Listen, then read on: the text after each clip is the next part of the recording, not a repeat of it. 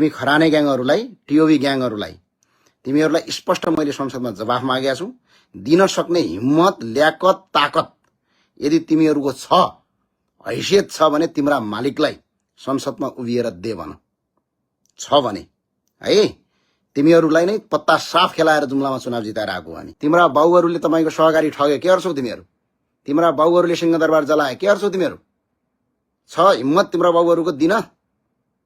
ल आऊ भन, संसदमा उभिएर देऊ भन जवाफ। म सुन्न तयार छु। ल सक्छौ? झुटो समाचार फैलाएको छ, दुनियाँ गरेको छ। स्पष्टका साथ म भन्छु, जापानमा हामी सुरक्षित छौं।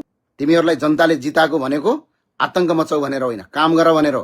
कालीकोटमा भिडमा अड्किएकी मान्छेलाई उद्धार गर भनेर हो।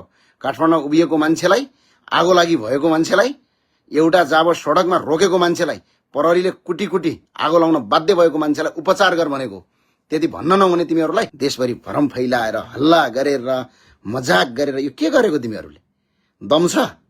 ल आऊ, भोलि बिहान हामीले यहाँ तपाईको नेगै भन्ने शहरमा कार्यक्रम गरिरहेछौँ। आऊ न अगाडि। प्रजातन्त्र यही हो, के भनेका छौँ हामीले? अरे यार रेस्पोन्सिबल बन, मान्छे मरेको छ त्यसको जवाब देऊ। त्यो भन्न नपाइने हो? तिमीहरू को हौ त्यस्तो? तिमीहरूमा क्षमता छैन। गाँजा खाने गजेडीहरूका ग्याङहरू, टिओबीहरू, साला सहकारी ठगहरू। तरिका हुन्छ नि एउटा कुरा, कुनै पनि चिजको एउटा तरिका हुन्छ। तरिका हुन्छ कुनै पनि चिजको। त्यो भए हुनाले अहिले पनि म के भन्न चाहन्छु भने जापानमा म सुरक्षित छु दाजुभाइ हो।